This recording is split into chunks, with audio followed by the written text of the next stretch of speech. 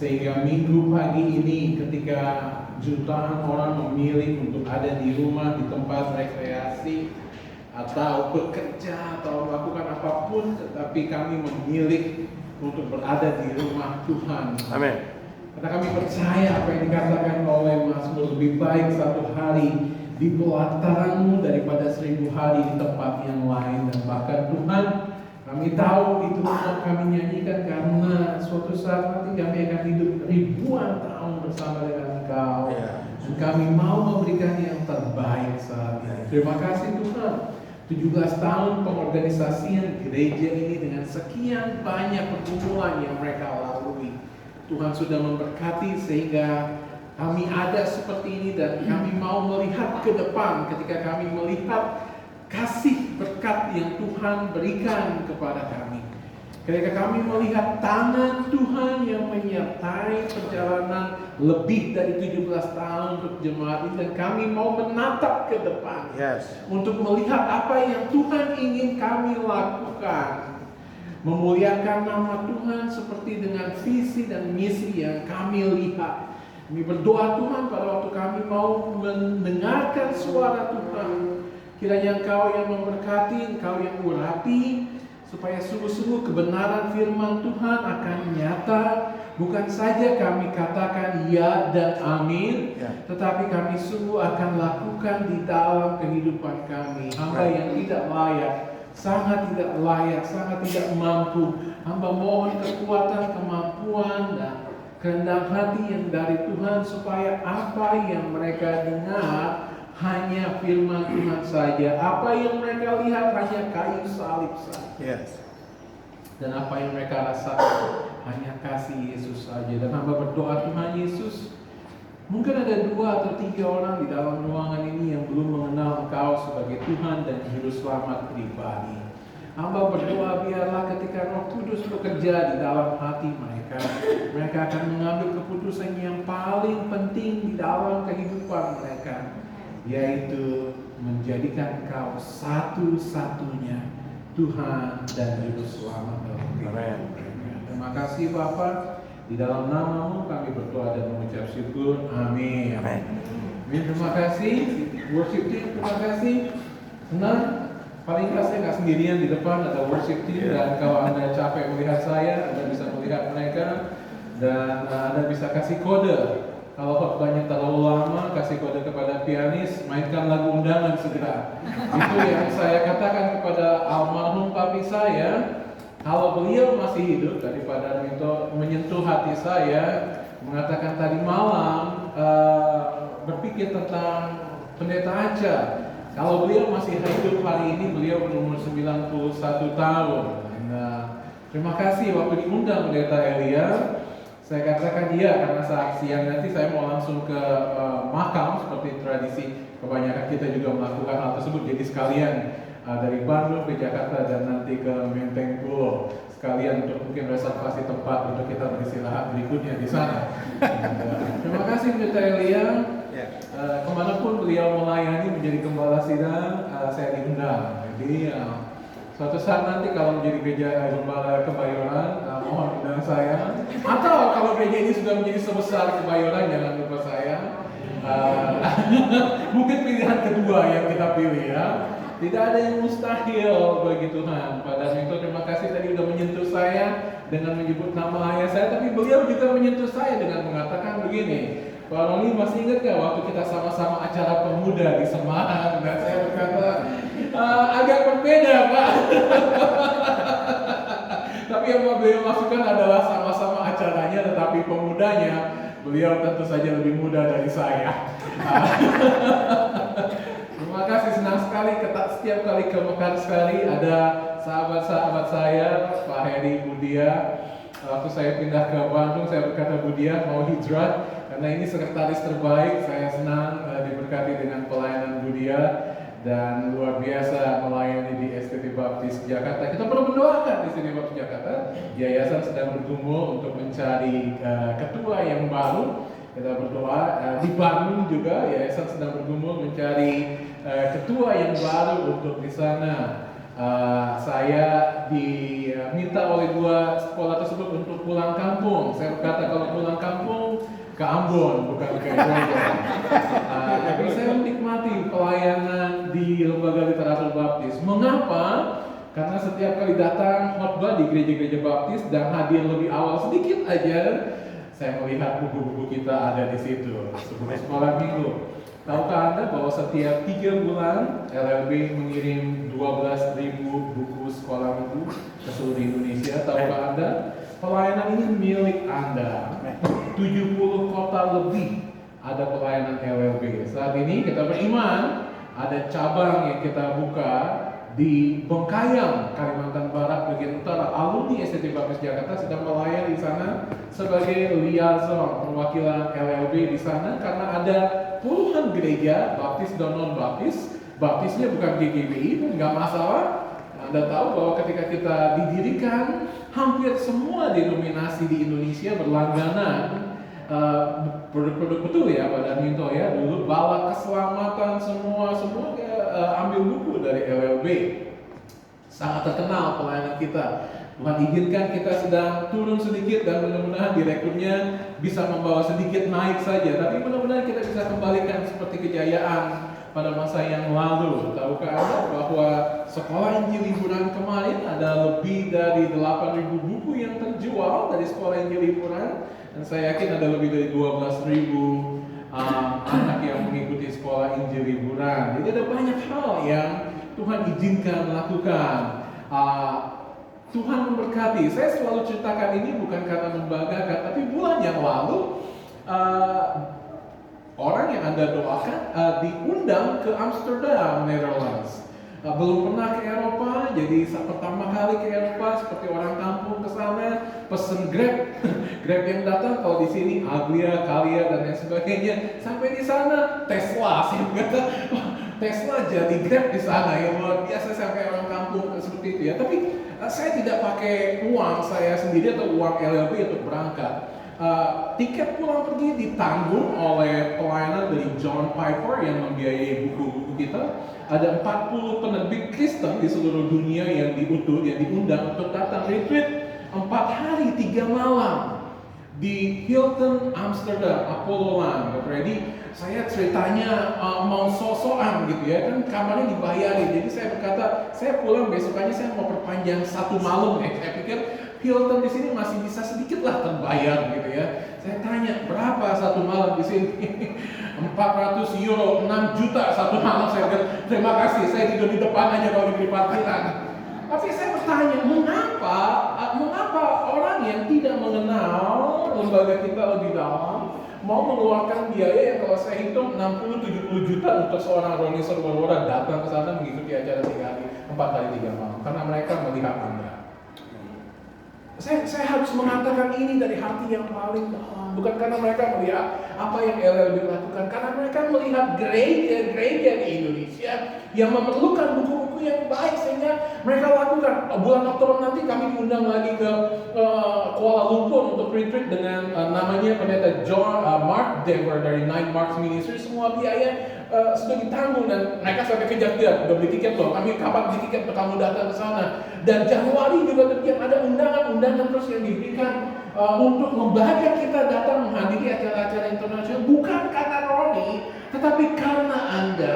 Dan kami komitmen di LLB untuk memberikan yang terbaik untuk Tuhan Yesus melalui semua buku-buku. Anda tahu apa yang kami lakukan. Ada buku-buku yang akan kami dalam tanda kutip jual. Saya salesman akhirnya, tinggi-tinggi sekolahnya Budia di Southwestern, ambil PhD, kemudian kita jadi salesman. Tapi maksud saya bukan salesman, kami ada supaya kami memberkati banyak gereja. Amin. Saya berkati bulan Oktober yang lalu, bulan Juli yang lalu. Maaf saya pakai waktu ini untuk menceritakan, karena ini pelayanan Anda, ini lembaga Anda. Tolong Anda mampir, tapi ke Taman Sari nomor 16. Tapi kalau mampir jangan seperti Mas Heri dan Budia yang tahu-tahu udah mampir nggak kasih kabar. Saya nggak ada di tempat. Tolong kasih kabar supaya kita bisa makan sedikit di sana. Tolong lihat, lembaga Anda punya gedung yang tua memang di sana, tetapi yang diberkati oleh Tuhan, dan itu milik Anda. Anda doakan, saya tahu setiap Rabu didoakan pelayanan dari lembaga-lembaga dan lembaga literatur baptis. Perlu banyak berdoa. Saya ada di Bogor acara KKYP, Kasih Yang Peduli, dari Jaringan Doa Nasional, dan ketemu dengan teman kuliah saya di Amerika yang sekarang pelayanan di Bali. Dia dari Voice of the Martyrs, dan dia berkata, Roni, kami ada satu paket buku untuk hamba-hamba Tuhan. Jadi satu paket itu harganya 1 juta. Kami dapat dana 250 paket, berarti 250 juta, tapi boleh kepake 98 paket, 98 juta. Roni bisa pakai berapa? Saya bisa pakai 150 paket. Ada banyak hamba Tuhan yang berkata, silakan tulis agreement 150 juta. Free untuk hamba-hamba Tuhan di seluruh Indonesia. Anda harus tahu bahwa ini semua karena doa Anda. Ini karena berkat, dan nanti di ABWU ada banyak buku. Saya mau jelaskan, ada buku yang kami terbitkan namanya 12 Ordinary Men. 12 orang biasa yang diubah oleh Yesus menjadi murid-murid yang luar biasa. Ada kabar baik untuk ibu-ibu. Nanti pada waktu ABWU kita akan meluncurkan buku 12 Extraordinary Women. 12 wanita yang luar biasa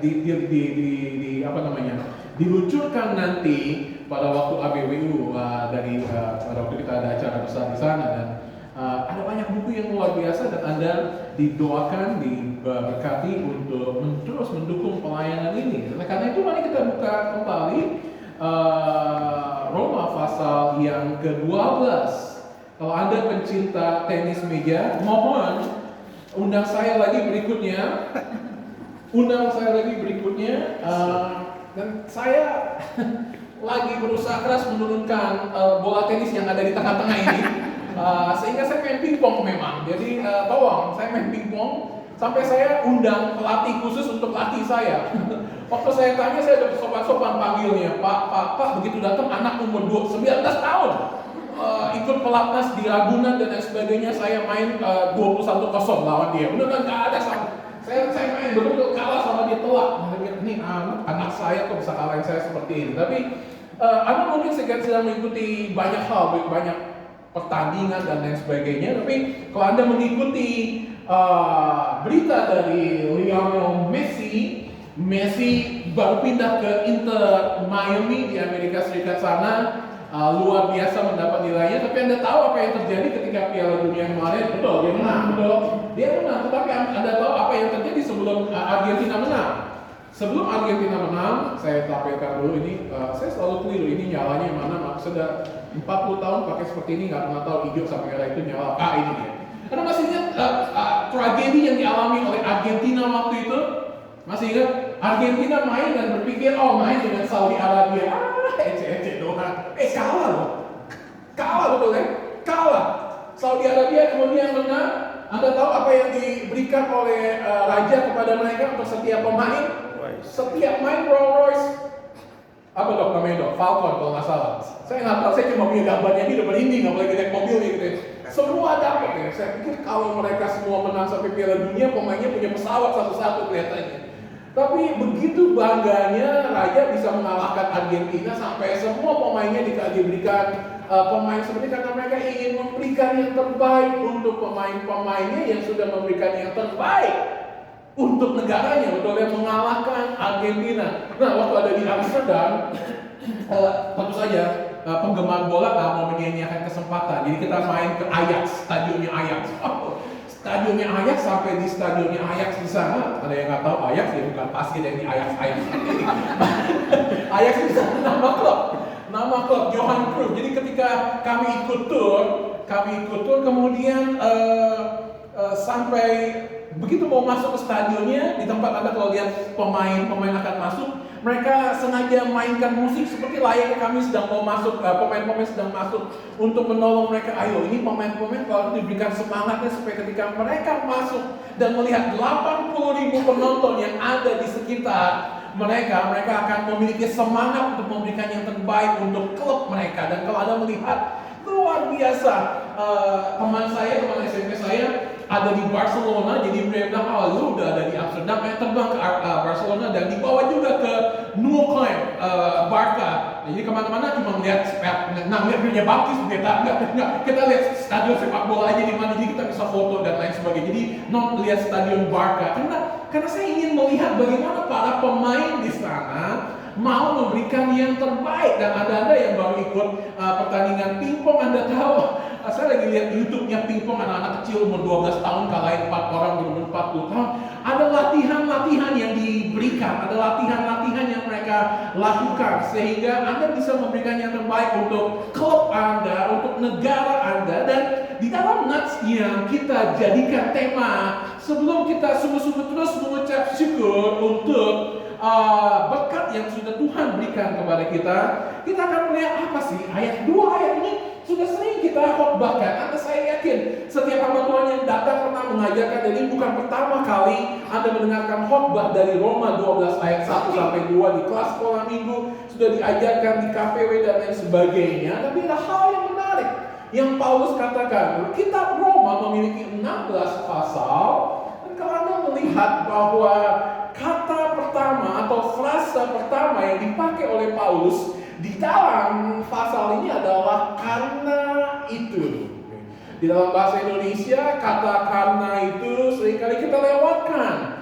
Tapi kalau Anda mau pelajari kebenaran firman Tuhan, justru kata penghubung, kata sambung, sebab itu, karena itu, dan lain sebagainya adalah frase kata yang penting sekali untuk kita lihat. Kenapa? Karena Anda tahu bahwa para penulis Alkitab tidak pernah menulis kitabnya dengan membagi-bagi dalam pasal dan ayat. Betul? Kita dimudahkan oleh seorang uskup pada abad ke-14 yang membagi Alkitab ke dalam pasal dan ayat seperti ini. Sehingga ketika Paulus menulis surat kepada jemaat di Roma, dia menulis seperti ini dan dia ingin kita membacanya seperti ini. Dia berkata, mari kita lihat di dalam ayat pasal 11 ayat 36. Pasal 11 ayat 36 mengatakan, sebab segala sesuatu adalah dari Dia dan oleh Dia dan kepada Dia, bagi Dialah kemuliaan sampai selama-lamanya. Karena itu, saudara-saudara. Jadi ingat, kalau kita mempelajari, ketika Anda mengajar sekolah minggu, buku-bukunya baik, tapi Anda harus mempelajari apa yang dinamakan dengan konteks. Anda harus baca pasal sebelumnya, ayat sebelumnya untuk mengerti Di Paulus sedang berbicara mengenai sesuatu yang amat sangat teologis. Jadi kalau dia membagi kitab Roma itu, pasal 1 sampai 11 itu dia berbicara segala sesuatu yang berhubungan dengan doktrinal, pembenaran di dalam Kristus, kemurahan, kasih karunia dan lain sebagainya, pilihan atas Israel. Pasal 1 sampai 11 cukup berat buat kita. Tetapi Rasul Paulus tidak pernah hanya berbicara hal-hal yang bersifat teologis saja, tapi dia selalu berbicara mengenai hal-hal yang bersifat praktis. Kenapa? Karena dua hal ini adalah dua hal seperti koin. Koin tidak bisa hanya satu sisi saja. Anda melihat misalnya kitab Filipi, ada 4 pasal di sana, pasal 1 sampai pasal yang ketiga bersifat teologis, tapi pasal 4-nya sangat bersifat praktis. Selalu sang Rasul berbicara mengenai, kalau kita mau bicara sedikit lebih dalam, apa yang namanya ortodoksi, pengajaran yang benar, tapi dia selalu ingin kita memiliki ortopraksi, praktek yang benar. Tidak mungkin kita berkata, oh saya hanya mau memiliki praktek yang benar dan saya nggak peduli dengan doktrin, saya nggak peduli dengan teologi. Oke? Ada banyak orang yang berkata seperti itu. Kemana-mana saya keliling, ada dosen yang berkata, oh Pak, saya bukan orang teologi, saya orang praktika. Dan saya mau katakan kepada dosen itu, pendeta tersebut, minta maaf Pak Elia, bukan Pak Elia yang mengatakan, omong kosong. Anda nggak bisa bicara mengenai praktik yang benar tanpa berbicara mengenai teologi yang benar. Anda harus memahami teologi yang benar untuk memiliki praktik yang benar. Dan inilah Paulus berkata, karena itu apa? Setelah memahami segala sesuatunya, Paulus ingin berkata, karena itu. Dan dia berkata seperti ini, saudara-saudara, demi kemurahan Allah. Ada hal yang dalam ketika kita berbicara mengenai kata kemurahan. Kemurahanmu lebih dari hidup. Kita berpikir Raja Arab Saudi begitu murah hati memberikan mobil kepada para pemainnya. Kita baru bernyanyi, berilah sifat murah hati. Kita mau menjadi orang-orang yang murah hati karena dia sudah jauh lebih murah hati dari kita. Oleh karena itu saya ingin meminta Anda untuk melihat bagaimana caranya kita ketika kita ingin dapat mempersembahkan yang terbaik bagi Tuhan. 3 hal. Yang pertama, ketika kita mau memberikan yang terbaik, kita harus memiliki pemahaman diri yang benar tentang siapa kita. Yang kedua, setelah kita mengetahui siapa diri kita, kita harus sungguh-sungguh menunjukkan perubahan hidup yang nyata ketika kita ada di dalam Yesus. Dan yang ketiga, sesuai dengan apa yang dikatakan oleh 2 ayat ini, kita akan sungguh-sungguh mencoba untuk memahami kehendak Allah yang sempurna. Ada banyak orang muda di sini yang selalu ingin loncat ke pokok yang 3. Tuhan, saya mau tahu kehendak Tuhan yang mana. Fitri atau Jessica? Ada yang berkata, Tuhan saya bingung memilihnya antara Fitri, Jessica, Milan. Ya banyak sekali. Satu aja, jangan pilih dari yang banyak-banyak. Ada yang mau tahu selalu kehendak Tuhan mana yang sempurna dalam kehidupannya. Mari kita lihat yang pertama. Apa yang dimaksud ketika Paulus, saya yakin, sudah mengajarkan kepada kita semua di sini supaya sebagai orang yang sudah ditebus oleh Tuhan, kita harus sungguh-sungguh memiliki pemahaman diri yang benar di hadapan Tuhan. Yang pertama, saya ingin mengajak Anda bahwa di dalam 1 ayat, 2 ayat ini 7 kali paling kurang Paulus menggunakan kata ganti orang kedua tunggal untuk Anda. Dia berkata, Anda yang memakai Alkitab atau apapun menghitung berapa banyak kali kata kamu dipakai di dalam 2 ayat tersebut. Mari kita hitung sama-sama, ya. Karena itu saudara-saudara, demi kemurahan Allah, aku menasihatkan kamu supaya kamu mempersembahkan tubuhmu 3 sebagai persembahan yang hidup, yang kudus dan yang berkenan kepada Allah.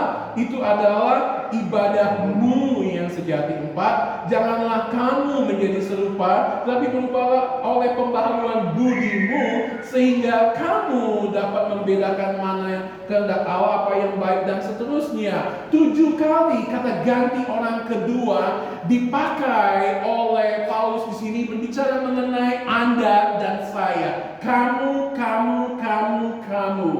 Contoh yang lain di dalam firman Tuhan adalah kita Kisah Rasul 1 ayatnya yang ke-8. Anda masih ingat ketika para rasul bertanya kepada Yesus, Guru, maukah engkau memulihkan kembali kerajaan bagi Israel? Maksudnya para murid adalah, maukah engkau menjadi Mesias seperti yang dijanjikan oleh perjanjian lama dan memulihkan Israel seperti Daud berkuasa, Salomo berkuasa sehingga jaya lagi menaklukkan Romawi. Tetapi Yesus kemudian berkata seperti ini, ayat yang Anda sudah hafal. Hafal yuk, Kisah Rasul 1 ayat 8, bunyinya bagaimana? Tetapi kamu akan menerima kuasa kalau Roh Kudus turun ke atas kamu, dan kamu akan, ada banyak sekali penekanan kata kamu, mu di dalam ayat itu untuk menekankan kepada kita bahwa Yesus sedang sungguh-sungguh berbicara kepada Anda dan saya, dan fokusnya adalah kepada Anda dan saya untuk sungguh-sungguh memahami siapa kita. Kata kamu tersebut diulangi 7 kali dan dia mengulangi, memberikan penekanannya bahwa kemurahan Allah, the mercy of God, rahmatmu baru setiap hari. Anda nyanyikan lagu itu setiap hari, berbicara mengenai kemurahan Allah. Kemurahan Allah ketika Anda tahu, saya diberkati Tuhan. Kenapa saya mau disuruh pindah ke tempat lain? Nggak mau, karena saya tinggal di Bandung. Bandung enak sekali. Dan Tuhan inginkan saya tinggal di Cipaku, buka gorden pagi, ada bukit yang indah depan mata saya, dan setiap pagi melihat matahari yang terbit indah sekali, dan selalu mensyukuri rahmat Tuhan, kemurahan Tuhan yang luar biasa. Walaupun saya dulu di Tanjung Priok yang tumbuh seperti itu juga, tetap saya mensyukuri karunia Tuhan, kemurahan Tuhan. Bukan kalau ada di Hawaii atau di Raja Ampat ada orang mau ucap syukur. Kalau saya nggak mau ucap syukur, anak Priok ini nggak bisa jadi seperti ini. Ingat ya, jangan lupa, jangan katak dalam tempurung dan aku bukan kaca lupa aku udah tinggal di mana-mana lupa sama kampung halaman. Begitu-begitu saya anak Priok, oke? Jadi kemurahan Allah yang sudah menyelamatkan Anda. Ketika saya khotbah kemanapun, saya selalu berkata, saya anak Tanjung Priok yang kalau main bola, bolanya minta maaf kejebur got yang kotor, dan kita ambil gotnya hitam sekali seperti itu, kita ambil dan airnya ceceran ke muka dan lain sebagainya, kita main badminton dan lain sebagainya. Jadi itulah kehidupan saya. Dan ketika saya lihat dan saya berkata, kok anak ingusan seperti itu kemudian bisa diselamatkan oleh Tuhan dan dipakai oleh Tuhan hanya karena kemurahan Tuhan saja. Karena saya tinggal sendiri, saya jadi ada teman baik sekali di rumah saya. Putih, imut, cute, bukan perempuan tapi anjing Maltipoo. Carson namanya, laki-laki. Jangan anjing perempuan supaya orang nggak berpikir saya panggil nama siapa gitu ya. Tapi Carson. Jadi Carson Maltipoo, kalau Anda tahu jenis anjing Maltese, berisik sekali dan terlalu lincah. Nah, karena rumah kami itu ada banyak tikus seperti kebanyakan rumah kita. 3 hari yang lalu saya panggil pest control untuk taruh untuk membasmi tikus, dan PhD begini tapi bodoh juga ternyata. Walaupun racun-racunnya diumpetin, saya punya anjing yang jauh lebih pintar dari saya. Jumat pagi mau berangkat ke kantor, dan saya lihat di bawah meja makan, kok ada biru-biru ya? Racun tikusnya warna biru, nggak ada di bawah meja makan. Dan saya melihat mulutnya ada biru-biru sedikit.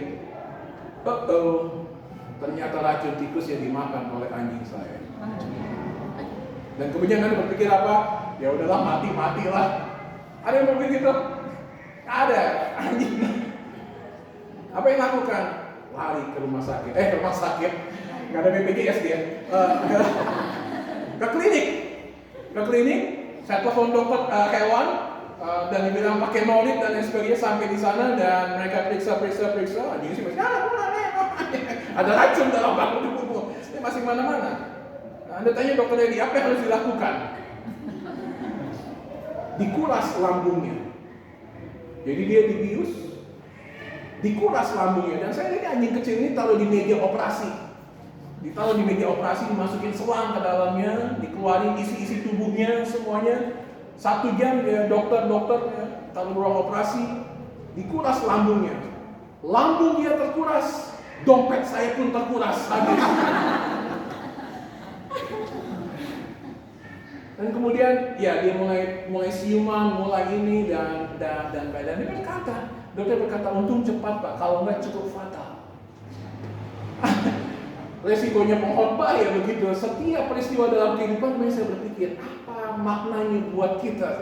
Bukan sekedar cerita ini. Tahukah Anda kalau saya yang baru 2 tahun saja begitu menghargai nyawa seekor anjing tersebut, sehingga ketika dia makan racun, saya akan melakukan apapun supaya racun itu keluar dari dalam tubuhnya, dan walaupun harus dikuras lambungnya. Dan saya kemudian membayangkan, inilah yang terjadi di dalam kehidupan manusia ketika karena kebodohan kita tidak dapat membedakan antara racun dan makanan. Sehingga kemudian ketika yang kita makan dan kita lakukan dan kita kecap dan kita nikmati, ternyata ada dosa. Tidak ada cara lain yang dapat dilakukan selain menguras segala sesuatu yang ada di dalam tubuh kita, mengosongkan tubuh kita, membasuh semua dosa kita ketika Yesus Kristus mati di atas kayu salib. Anda tahu, kalau Anda seorang tua, Anda pemilik anjing yang baik, Anda akan melakukan apapun untuk menyelamatkan nyawa seekor anjing atau binatang peliharaan Anda yang lain. Tidak ada satupun Anda punya burung kakatua, punya hamster, dan berkata, oh kena racun, rasain lo, mampus.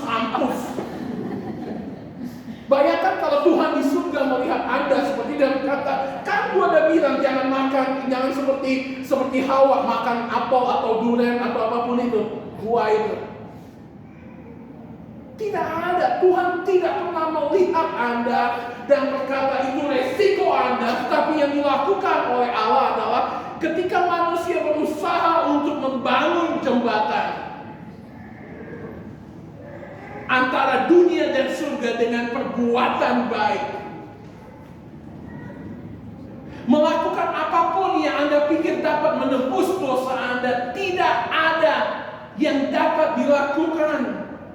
Roma 3 ayat 24 mengatakan kita dibenarkan secara cuma-cuma oleh kasih karunia-Nya melalui penebusan yang ada di dalam Kristus. Roma 5 ayat 8 mengatakan, Alkitab mengatakan Tuhan menyatakan kasih-Nya kepada kita ketika kita masih berdosa. Saya baca satu buku yang sedang diterjemahkan oleh NLB dan baik sekali buku ini, dibenarkan di dalam Kristus. Dia mengatakan seperti ini, Tuhan tidak pernah mengasihi Anda lebih daripada ketika kasih-Nya kepada Anda ketika Anda masih berdosa.